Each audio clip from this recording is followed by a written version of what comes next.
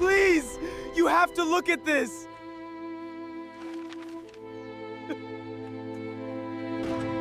Your poverty is not my business.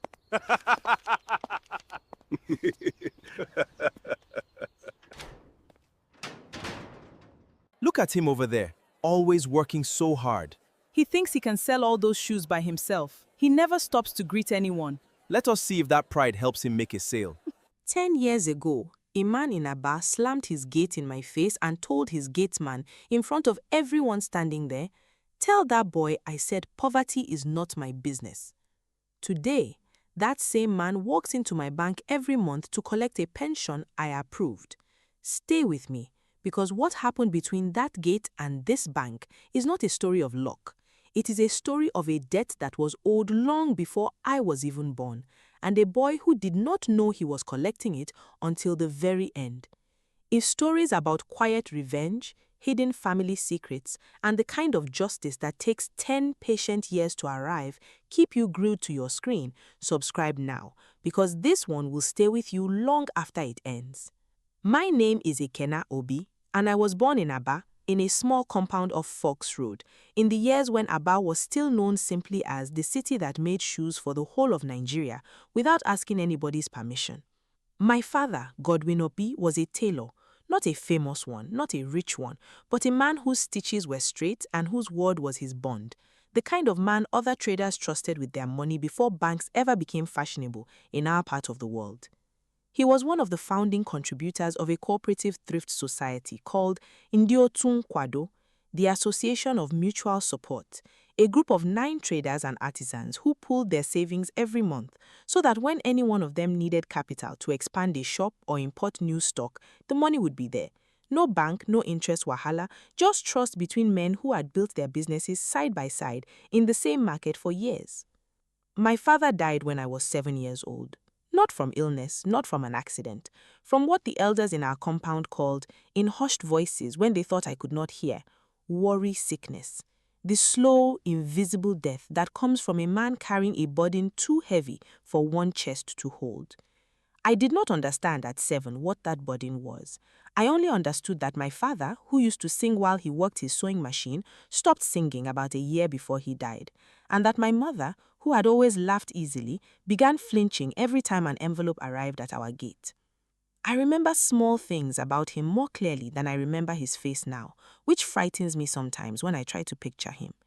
I remember the particular rhythm of his foot pedal on the sewing machine, a sound that used to lull me to sleep on hot afternoons.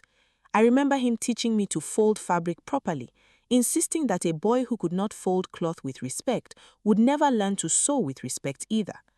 I remember one Christmas, when I was maybe 5, watching him stay up nearly the entire night finishing a customer's outfit that had been delayed by a fabric shortage, refusing to sleep until the work was done exactly right because, he told me, half asleep myself and barely listening, a man's name is the only thing he owns that nobody can seize from him, Ikenna. Protect it more than you protect money. I did not understand then how prophetic and how painful those words would eventually become once I learned exactly what had been seized from him. It was only much later, many, many years later, after everything that I am about to tell you had already happened, that I finally understood exactly what killed my father. But we will get there. For now, understand only this. My father died poor in a rented room, leaving my mother with 3 children and a debt she did not fully understand, in a city that had no patience for widows without connections. My mother, Ngozi Obi, was a strong woman, the kind of strength that does not announce itself with loud words, but simply refuses every single morning to stay lying down. She sold gari and palm oil at Ariaria market to keep us in school, waking before 4 every day to fetch stock, standing on her feet under that market's brutal sun until evening, her hands cracking from handling coarse sacks of gari that no amount of shea butter could fully heal. I grew up watching her count coins twice before deciding whether we could afford a second piece of meat in the soup that week, and I grew up understanding in the marrow of my bones exactly what it meant to want something badly and have absolutely no way to reach it. My 2 younger sisters, Amara and Ogechi, felt the weight of those years differently than I did being younger, but I remember Amara, barely 6 at the time, asking our mother one evening why other children in our street had new sandals for Christmas and we did not. My mother did not answer with an explanation. She simply pulled Amara close and said, "We will have our own Christmas someday, my dear, bigger than theirs." I remember thinking, even as a boy, that my mother said this the way people say prayers they are not entirely sure will be answered, but say anyway because the saying itself is a kind of survival. There was one relative, however, who did not need to count coins twice for anything. My father's older brother, my uncle Emeka Duru, though I must explain because it will matter enormously later that he was actually my father's cousin, raised so closely with him from childhood that everyone in the family simply called him uncle and treated the distinction as irrelevant, had, by the time I was a teenager, become one of the wealthiest men in Aba's business community. He owned warehouses full of imported leather. He was a major shareholder and eventually chairman of the board of a community microfinance bank called Isiafa Trust, a bank that had grown over the years into one of the most respected financial institutions serving Aba's massive trading population. Men removed their caps when Chief Emeka Duru's car passed. Women hushed their children. He was, in every visible way, the picture of the success my father never lived to see. He never once, not one single time in all the years after my father's death, helped my mother with so much as a bag of rice. I want you to sit with that because it is the foundation of everything that follows. A man with warehouses full of leather did not send so much as a wrapper to his own cousin's widow, raising 3 children alone in a rented room in Aba. When I asked my mother once as a boy of maybe 12 why Uncle Emeka never came around, she only said very quietly, "Some debts are not the kind you can ask a person to repay directly, Ikenna. Face your books." I did not understand what she meant. I would not understand for another 15 years. Now, before I continue, if this kind of story, the kind where the villain hides behind good clothes and a big title while an entire family suffers quietly, is the kind that grips you, subscribe now because what I'm about to tell you about the day I finally went to that man's gate will show you exactly the kind of humiliation that can either destroy a young man completely or forge him into something that the whole of Aba would eventually have to reckon with. I finished secondary school with strong results, but no money for university. So I did what thousands of young men in Aba have done for generations before me. I entered the apprenticeship system we call Igba boy. I was placed under a shoe merchant in Ariaria market named Oga Paulinos, a stern, exacting man who worked me from 6 in the morning until the market closed at 7 at night, teaching me everything about leather sourcing, pricing, negotiation, and the particular art of surviving Aba's brutally competitive trading environment in exchange for years of unpaid labor and the promise, sacred in our tradition, though not every Oga honors it, that at the end of my service he would settle me, provide starting capital for me to open my own shop. Those 6 years under Oga Paulinos taught me more than any university course ever could have. I learned to identify quality leather by smell and touch before I could properly explain the difference in words. I learned to negotiate with importers who assumed a boy my age could be easily cheated. And I learned through painful trial and error exactly how much correction a mistake in Ariaria market could cost. Oga Paulinos once made me stand near the entrance for an entire afternoon after I mispriced a batch of shoes. Not as cruelty exactly in his mind, but as the kind of lesson that burns itself permanently into memory. I slept in a small room behind the shop with 2 other apprentices, Chidi and Uzo, both of whom became lifelong friends and eventually some of my earliest business partners. We shared everything in those years: food, gossip, dreams of the shops we would one day own, fears about whether our respective Ogas would honor their settlement promises when the time came. Oga Paulinos honored his word, mostly. After 6 years of service, he settled me with 200,000 naira and his blessing. A generous gesture by the standards of many apprenticeships, but nowhere near enough to open a shop of any real size in a market as fiercely competitive as Ariaria, where the cost of a decent stall alone could swallow that settlement in a single transaction. I needed more capital, not a fortune, just enough to bridge the gap between what Oga Paulinos gave me and what a real shop, stocked properly, would require to survive its first difficult year. That was when my mother, against every instinct I could see fighting behind her tired eyes, told me to go and meet Uncle Emeka.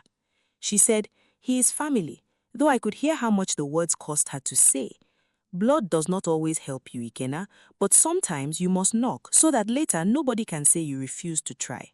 I want you to understand what that house looked like to a 20-year-old boy who had grown up in a single rented room.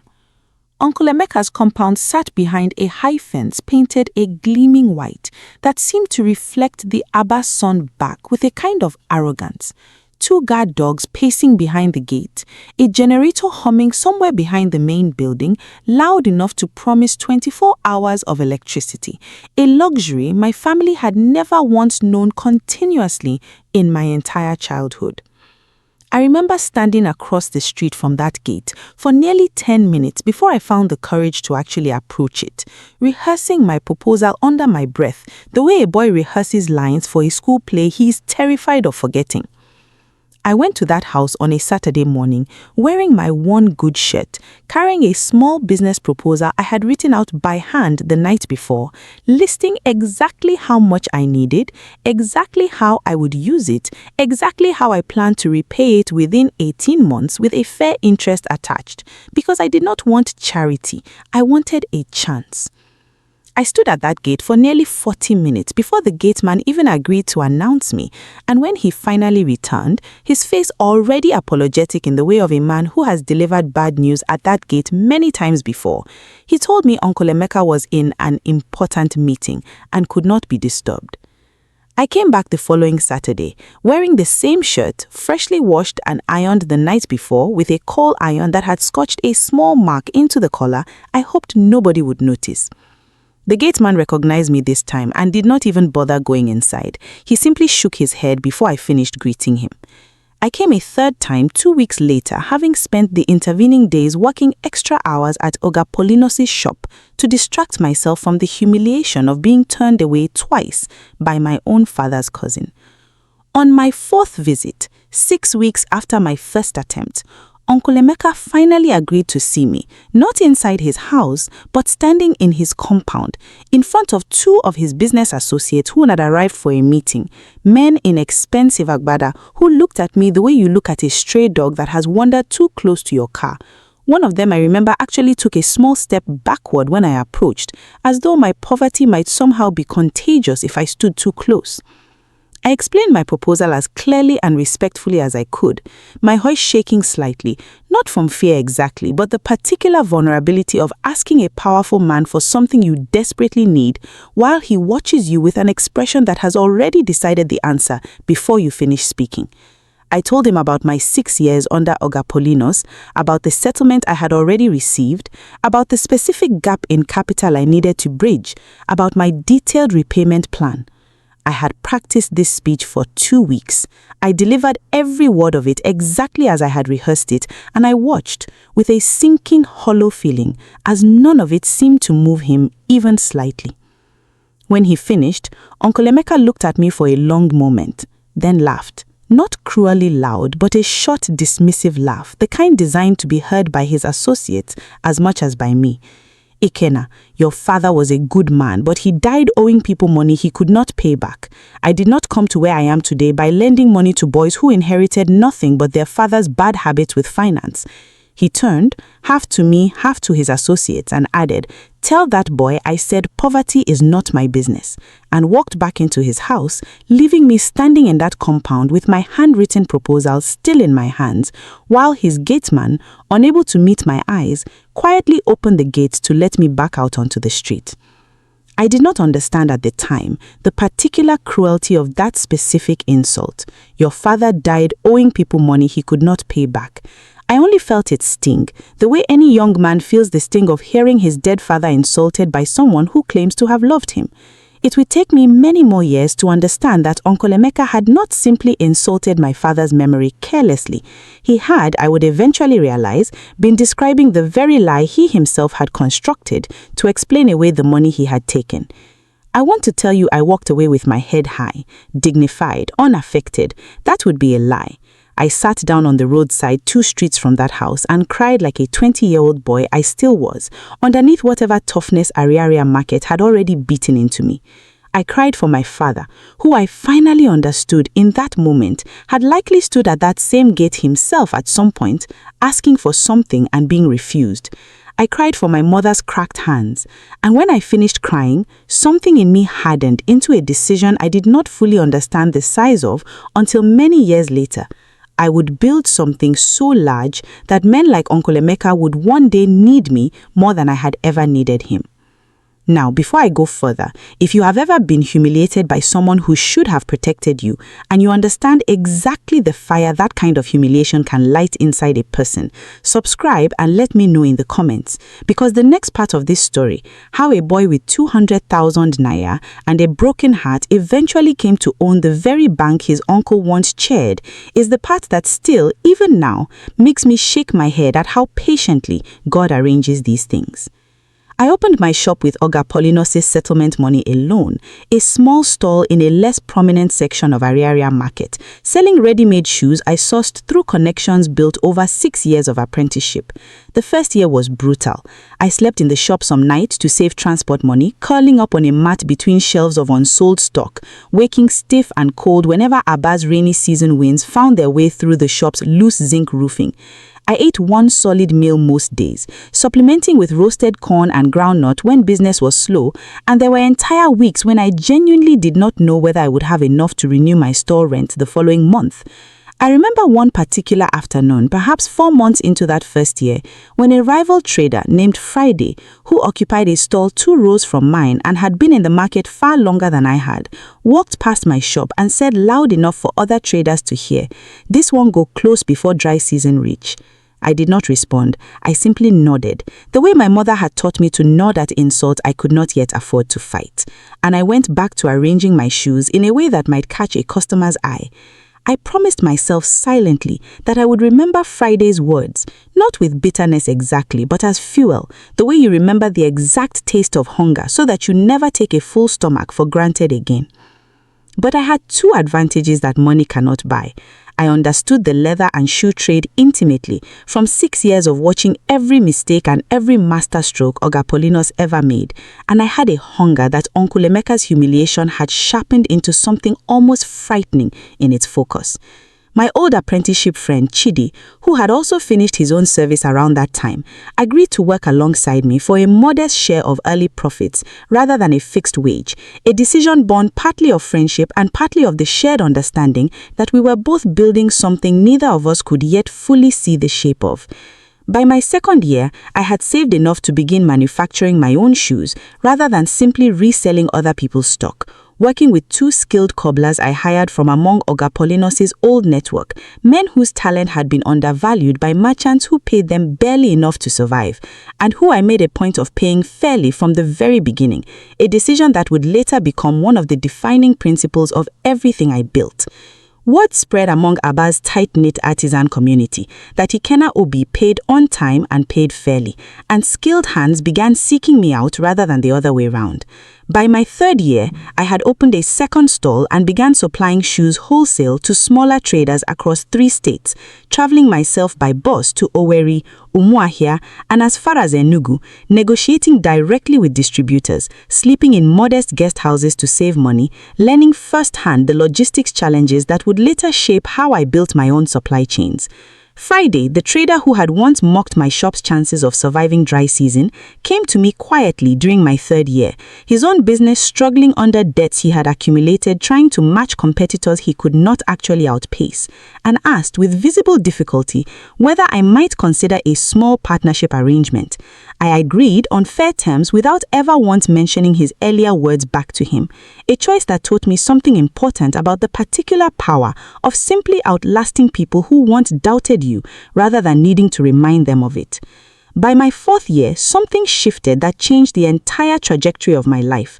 A Lebanese exporter named Mr. Khalil, who had been buying leather goods from Abba traders for over 10 years, noticed the consistency and quality of my production during a routine sourcing visit to Abba market and offered me my first international contract, exporting handmade leather shoes to a distributor in Dubai. I remember sitting across from him in his cramped Abba office, trying to keep my hands from shaking as he explained the order volumes and payment terms, understanding even as he spoke that this single conversation represented more potential revenue than my entire business had generated in its first 3 years. That single contract changed everything. Within 18 months, I had built a proper factory on the outskirts of Aba, employing 40 workers, most of them young men exactly like I had once been, hungry, skilled, overlooked. I made a point in hiring, of seeking out apprentices whose Oga had failed to settle them properly, boys and young men who had given years of unpaid labor only to be sent away with excuses instead of capital, because I understood, more intimately than most employers ever could, exactly what that particular betrayal felt like, and exactly how much loyalty a fair second chance could earn from someone who had experienced it. I diversified into leather bags, then belts, then eventually into raw leather processing itself, cutting out middlemen who had for years taken the largest share of profit from traders like the one I used to be. By my 5th year in business, I was no longer simply a trader. I had become, almost without fully realizing the shift, an investor, using profits from the factory to buy small stakes in other traders' businesses, providing exactly the kind of patient, fair capital that Uncle Emeka had refused me, except I structured my terms honestly, without the crushing interest rates that predatory local lenders imposed on desperate traders. I remembered, vividly, standing in that compound 6 years earlier with my handwritten proposal shaking in my hands, and I made a private rule for myself that I have never once broken since. I would never make another young trader feel the particular smallness Uncle Emeka had made me feel that Saturday morning. Word spread through Ariaria market quietly but steadily. Ikenna Obi does not just lend money, he lends money like a man who remembers what it felt like to be refused. It was during this period, my 7th year, that I first heard the name Ezeafa Trust mentioned in a context that made my chest tighten in a way I had not expected. A young trader I had recently financed, a nervous, hard-working man named Chukwemeka, who sold electronics accessories near the main Ariaria bus stop, came to me in visible distress, explaining that he had taken a separate loan from Ezeafa Trust to cover an emergency shipment delay, and the bank was now threatening to seize his shop over a technicality buried deep in paperwork he had not fully understood when he signed it. An aggressive penalty clause that activated after even a single late payment, regardless of the reasons for the delay. Chukwemeka sat in my office that afternoon, his hands trembling slightly as he showed me the loan documents and told me in halting sentences that he had already sold his wife's jewelry and borrowed from 3 separate relatives trying to raise the penalty amount before the bank's deadline, terrified of losing the shop that fed his 4 children. I recognized something in his fear that I had not felt directly myself in years, but remembered intimately, the particular helplessness of a small trader facing an institution with far more power and far more lawyers than he could ever hope to match. I went with him to Ezeafa Trust myself, not as Chief Emeka Duru's nephew, a connection I had never once used or even mentioned in 7 years of building my own name, but simply as a fellow trader who understood exactly how devastating that kind of predatory clause could be to a man's entire livelihood.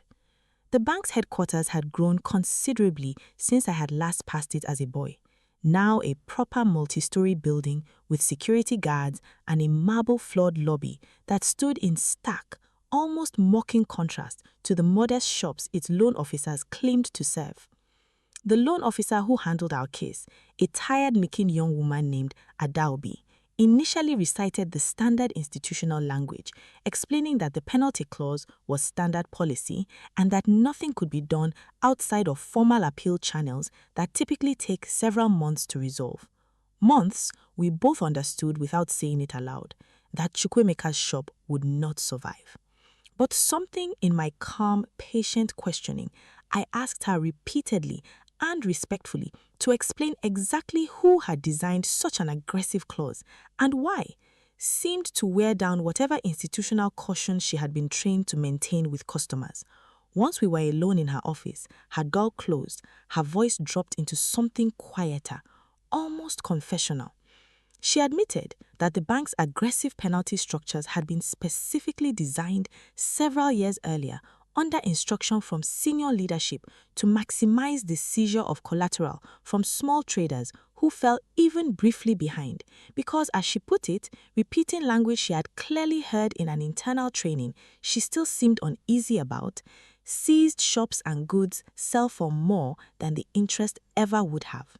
She told me, glancing nervously at her closed office door as though worried about being overheard, that she had watched at least a dozen small traders lose their shops to similar clauses in her 3 years working there, and that she had raised concerns internally more than once, only to be told in various polite corporate phrasings that her job was to process loans, not to question lending policies set by the board. That was the moment something cold and clear settled inside me. I had built my entire lending philosophy, without fully realizing it, as a direct rejection of everything Eziafa Trust apparently represented. A bank that had once been founded, decades earlier, on the very same cooperative spirit of my father's old thrift society in D02 Bunkwado, but had grown, under certain hands, into something that preyed on exactly the kind of desperate, honest traders it was originally meant to protect. I helped Chukwemeka resolve his immediate crisis myself, personally covering the disputed penalty amount as a private loan on fair terms, so his shop would not be seized while we sought a longer-term resolution. A decision that saved his business, but that also meant I now had a direct, personal stake in understanding exactly how deep Eziafa Trust's predatory practices ran, and exactly who built them that way. I began, quietly, to investigate the bank's history, not out of any grand plan at first, simply out of the trader's instinct to understand an institution before doing further business with it. What I found, over the following months, working with a young accountant named Namika, whom I had recently hired to formalize my growing business's finances, would eventually connect every thread of my life into a single, devastating picture. Nameka was in many ways an unlikely partner for this kind of quiet detective work.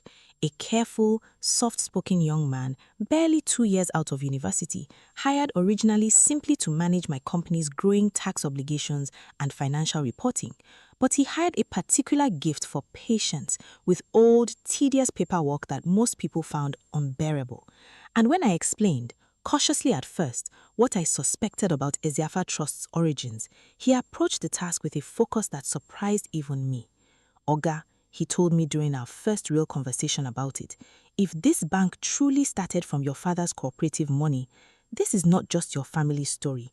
This is the story of 8 other families who probably still do not know what happened to their own contributions either.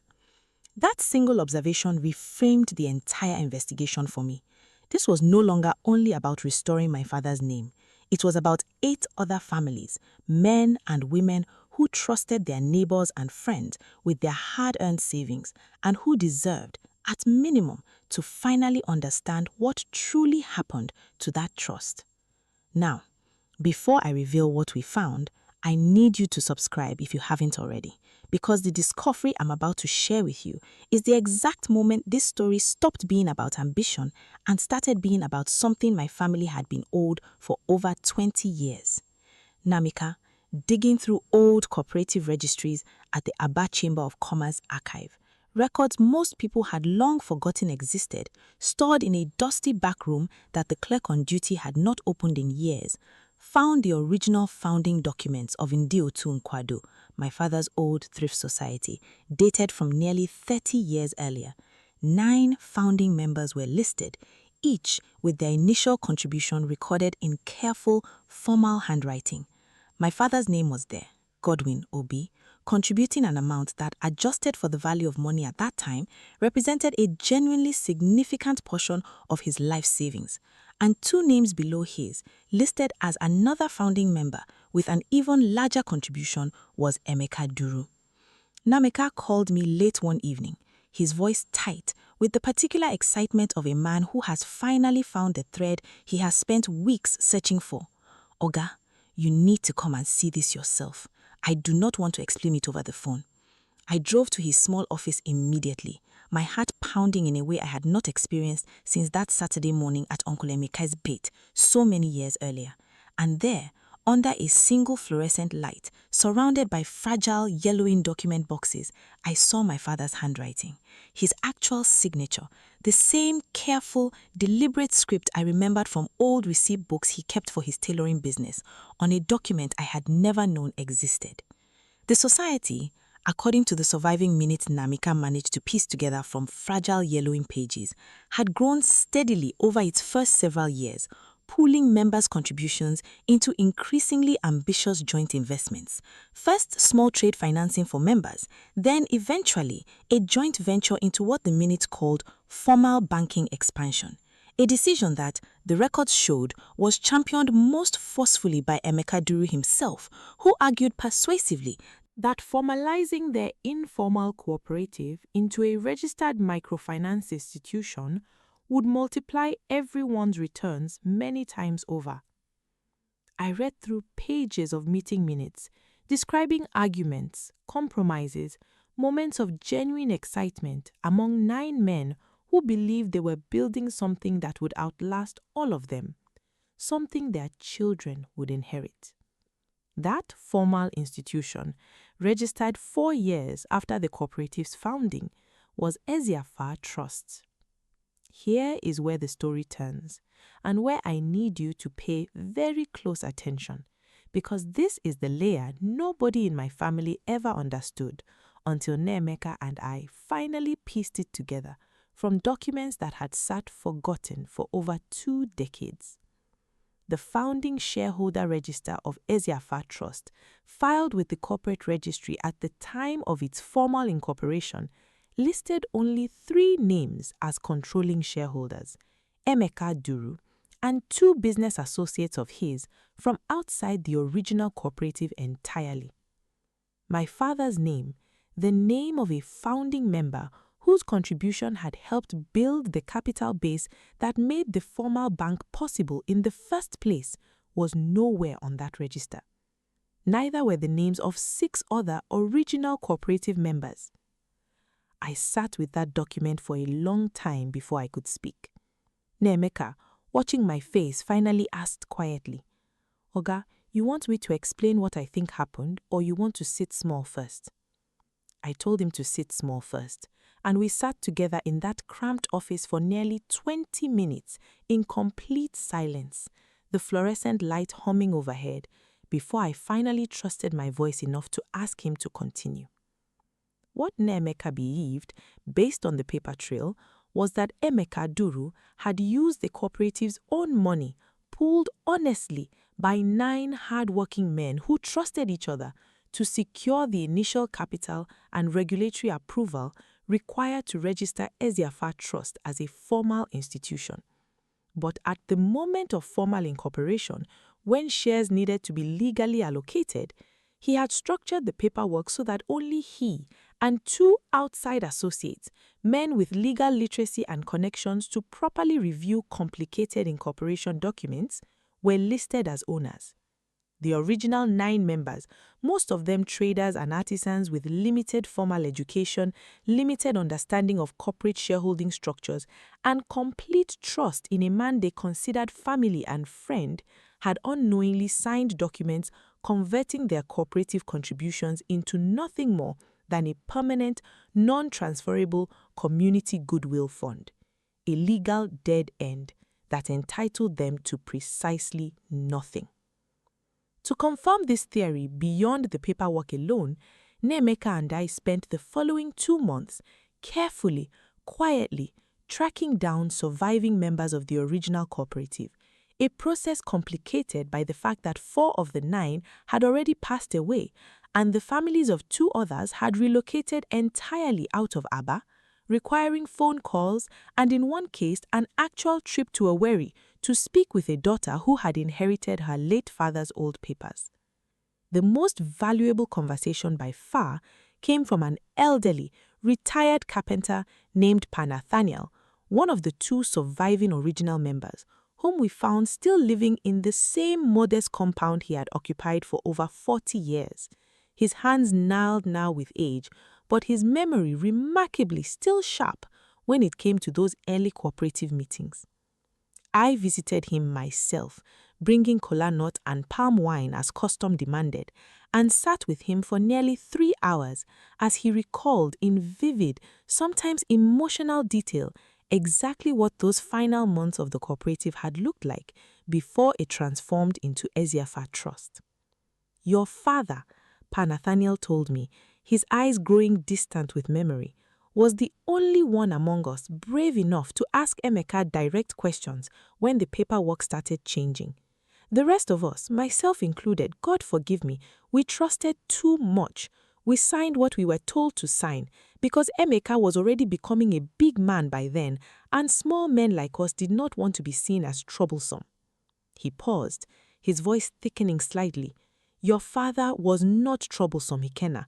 He was simply honest, and honesty made him inconvenient to a man who had already decided what he wanted. My father, according to Pa Nathaniel's clearest memory, had eventually grown suspicious enough to demand a proper explanation sometime around the time I was 6 years old. He had confronted Emeka directly at a meeting that grew heated enough that other traders in the market still remembered it decades later. Voices raised, Pa Nathaniel recalled, in a way that was deeply out of character for both men, who had always presented themselves publicly as the closest of family. Emeka promised to sort out the paperwork, a promise he never kept. My father spent the following year writing letters, seeking legal advice he could not afford to properly pursue, growing increasingly desperate and increasingly isolated, as Emeka, already wealthy enough by then to be genuinely intimidating, quietly ensured that no local lawyer of any standing would take my father's case against a man who now sat on influential boards throughout Aba's business community. I watched your father shrink, small, over that last year, Pa Nathaniel said, wiping his eyes with the back of a trembling hand. Every time I saw him in the market, he looks like a man carrying bricks nobody else could see. I should have stood beside him. I should have added my voice to his. Instead, I kept quiet because I was afraid, and my silence is a debt I have carried in my own chest for over 20 years, long before you ever walked through my gate to ask about it. That was the worry sickness that killed my father, not illness in the ordinary sense, a slow, grinding despair, watching the fruits of his own honest labor transformed through paperwork he did not fully understand and could find no one willing to help him challenge into the foundation of another man's empire.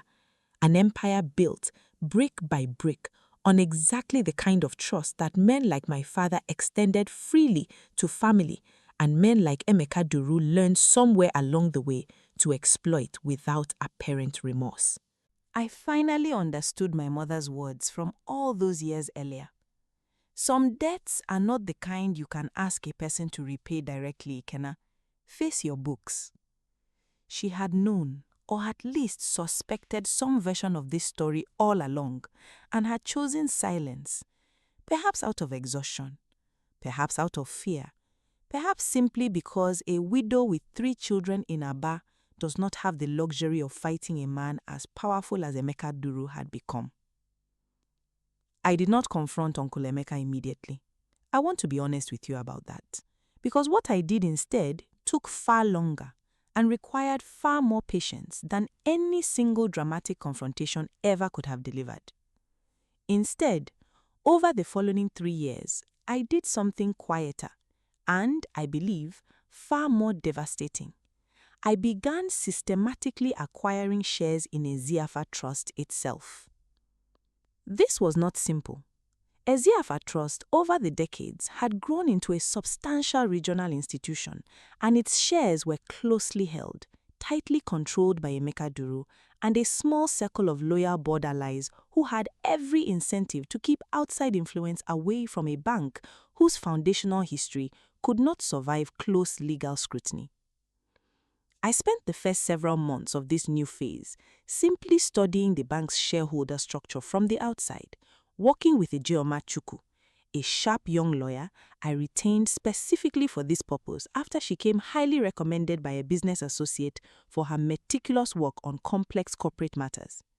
Ijeoma warned me early on that a direct approach, simply announcing myself as an interested buyer, would almost certainly alert Emeka immediately and allow him to close ranks before I had accumulated any meaningful position. If he learns your name before you have real leverage, she told me during one of our early strategy sessions, you need to move like water finding cracks in a wall, Ikenna, not like a hammer announcing itself before it strikes. We identified through careful research several minority shareholders among the Eziafa Trust's original outside investors, men who bought small stakes over the years as the bank grew, but who held no particular loyalty to Emeka Duru personally and had grown quietly frustrated watching the bank's aggressive, sometimes reputation-damaging lending practices in recent years.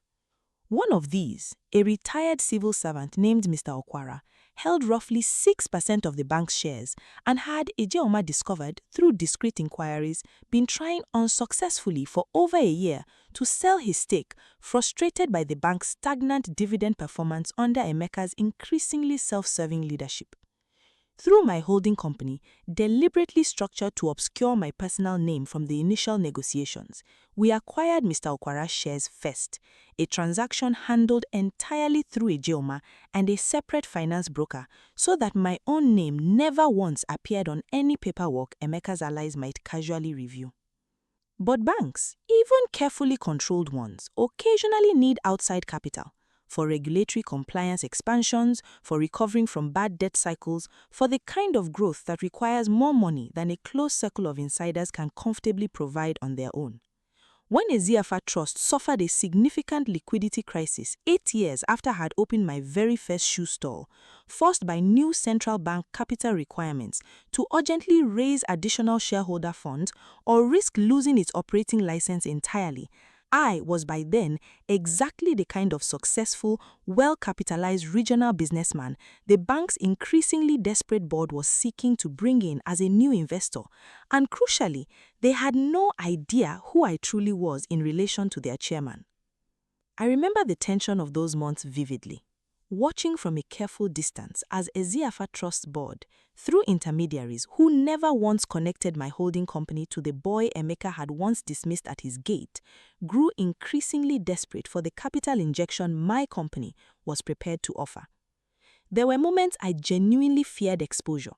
A due diligence process midway through the first capital round required disclosure of ultimate beneficial ownership, and Ijeoma and I spent 2 weeks, 2 10th weeks, structuring the holding company's ownership layers in a way that satisfied regulatory requirements without prematurely revealing my identity to Emeka's camp, a balance that required every bit of legal precision Ijeoma possessed. Over 18 months, through 2 separate capital injection rounds that the struggling bank badly needed, my holding company quietly acquired a controlling 41% shareholding in Eziafa Trust. Not yet a full majority, but more than enough, combined with the support of 2 other minority shareholders who had grown quietly frustrated with years of Emeka Duru's increasingly erratic and self-serving leadership, to force a full governance review at the bank's next annual general meeting. Mr. Okwara, once he understood, near the very end of the process, exactly whose money had just ultimated purchased his old shares, wept openly when I finally met him in person to thank him, telling me that he had known Godwin Obi personally decades earlier as a tailor who never once tried to shortchange a customer, not even by a single naira, and that he considers it an honor, however unknowingly given, to have played a small part in restoring what belonged to his old friend's son. Now, before I tell you what happened at that meeting, the meeting where Uncle Emeka Duru finally learned exactly whose money had just taken control of the institution he built his entire reputation upon, I need you to subscribe and I need you to sit with this thought for a moment. Sometimes, the most complete justice is not the loud kind. Sometimes it is simply patience, structured carefully enough that by the time your enemy realizes what has happened, there is nothing left for them to do but sit down and listen. The annual general meeting took place in a conference hall at one of Aba's better hotels. Board members and senior shareholders seated around a long table. Emeka Duru at its head, exactly as he had sat at the head of every important table in his life for as long as I could remember.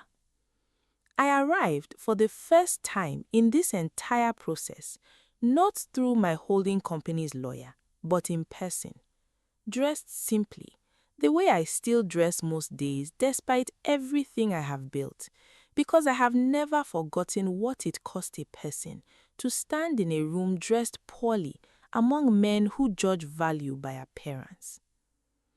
I remember the particular quality of the silence in that room as Ijeoma began her formal introduction, a silence that shifted moment by moment from polite corporate boredom to something sharper and more alert as board members began to sense that this was not a routine agenda item. Emeka Duru sat with his usual composed, slightly bored expression at the head of the table, glancing occasionally at his watch, the posture of a man who had chaired hundreds of meetings and expected this one to unfold no differently. I watched Emeka's face when Ijeoma formally introduced me, not by my holding company's name, but as myself. This is Mr. Ikenna Obi, principal shareholder and controlling investor, representing 41% of Eziafa Trust.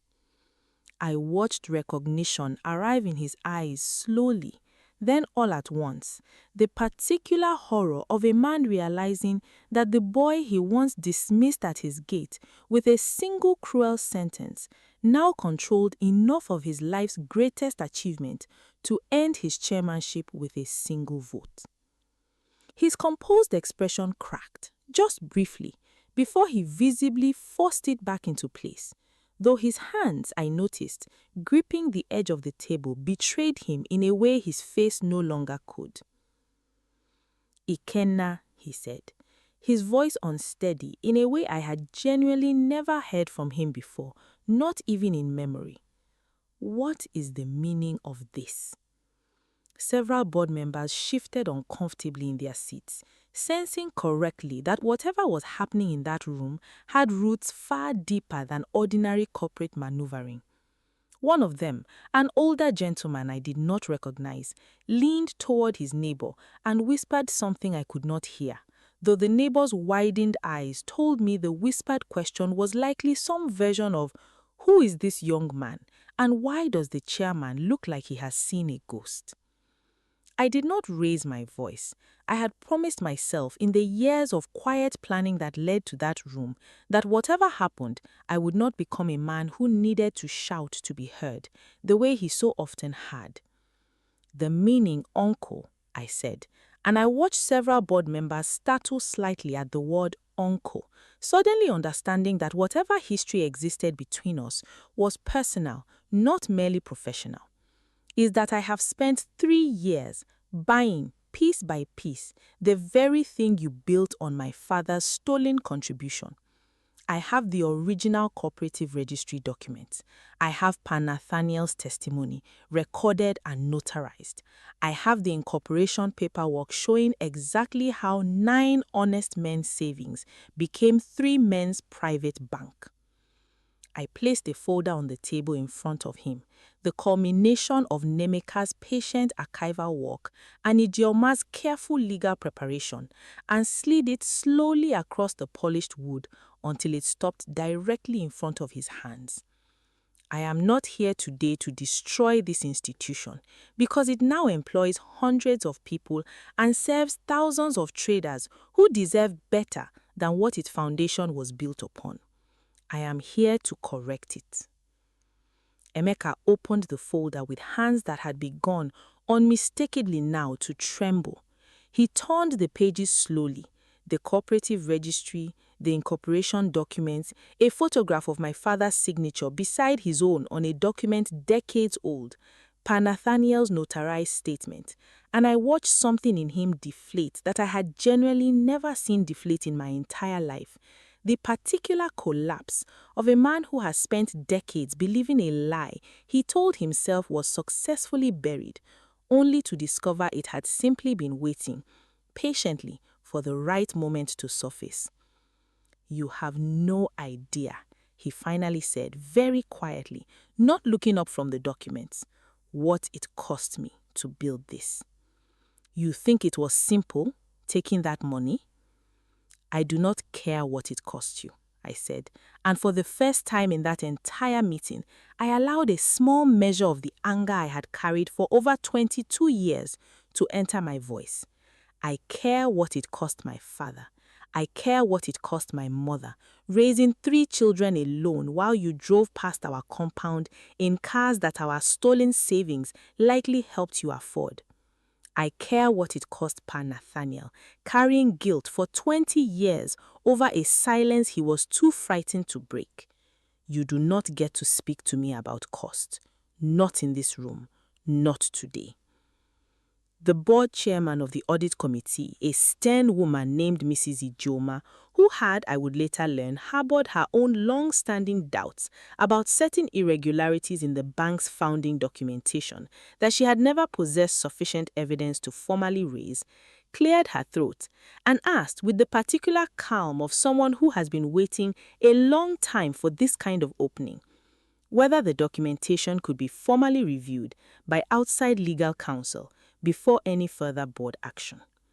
I agreed immediately, welcoming precisely the kind of independent scrutiny that Emeka, I suspected, had spent decades quietly ensuring never occurred.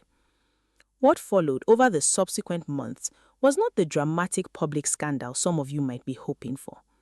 Emeka Duro facing the very real threat that a full legal investigation into the original 1990s cooperative fraud could not only destroy Eziafa Trust's reputation entirely, but expose him to serious criminal liability, chose, along with his legal counsel, a quieter resolution.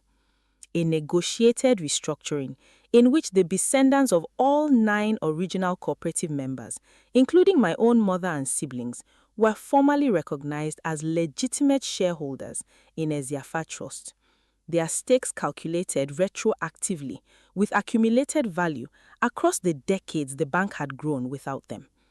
Emeka Duro resigned as chairman, retaining a minority position on the board, but stripped of controlling influence, replaced, at the insistence of the newly empowered shareholder coalition, by me. 10 years, almost to the month, after I stood in his compound with a handwritten proposal shaking in my hands, I became chairman of Eziafa Trust, the very bank his refusal had once forced me to build an entire empire outside of, simply to survive. I did not, and I want to be completely honest with you about this, feel the triumphant satisfaction I had once imagined I would feel in that moment back when I was 20 years old, crying on a roadside 2 streets from his gate. What I felt instead, standing in that boardroom as the newly appointed chairman, was something quieter and heavier.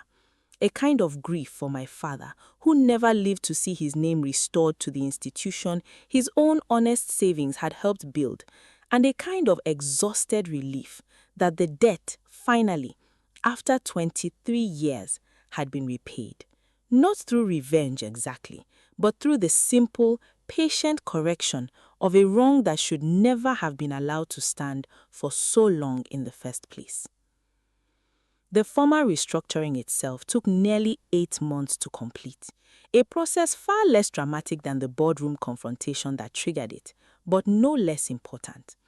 Ijeoma worked with independent auditors and the surviving cooperative families to calculate, as fairly as historical records allowed, exactly what each family's original contribution would be worth today, accounting for the decades of growth the bank had experienced since its questionable founding.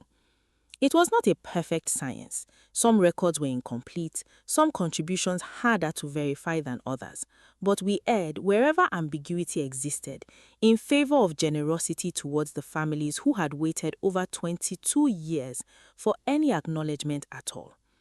Pa Nathaniel, when his own family's restored shareholding was formally confirmed, insisted on using a portion of his dividend to establish a small scholarship fund in my father's name, supporting the children of Aba market traders who could not otherwise afford secondary school fees. A gesture that moved me to tears the first time I saw the fund's first scholarship recipient, a bright, serious-eyed girl of 13, receive her certificate at a small ceremony in Ariaria market. My mother, when I finally sat her down and explained everything, the cooperative records, my father's forgotten shares, the true reason Uncle Emeka refused us all those years, the true reason Worry ate her husband alive before his 40th birthday, she did not celebrate the way I expected her to. She cried for a long time, the particular grief of a widow, finally understanding, decades later, exactly what her husband had died fighting for and losing. She asked to see my father's original signature on the cooperative document herself, tracing it gently with one finger, and told me, once she had composed herself, that she recognized the particular slant of his handwriting from the letters he used to write her before they married. Letters she had kept, she confessed, hidden at the bottom of an old trunk for over 20 years, unable to look at them, but unable to throw them away either. She asked me one question that I still think about often. Ikenna, now that you have taken back what was ours, what will you do with the power to take more than that if you wanted to? I have thought carefully about that question every single day since I became chairman of Eziafa Trust.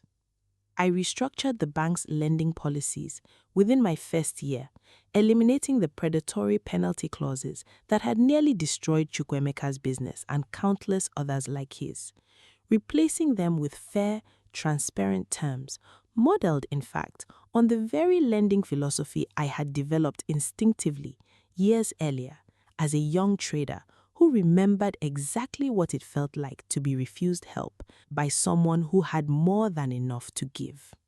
I established, alongside the restructuring, a dedicated small business support desk staffed specifically by loan officers trained to work patiently with traders unfamiliar with formal banking paperwork.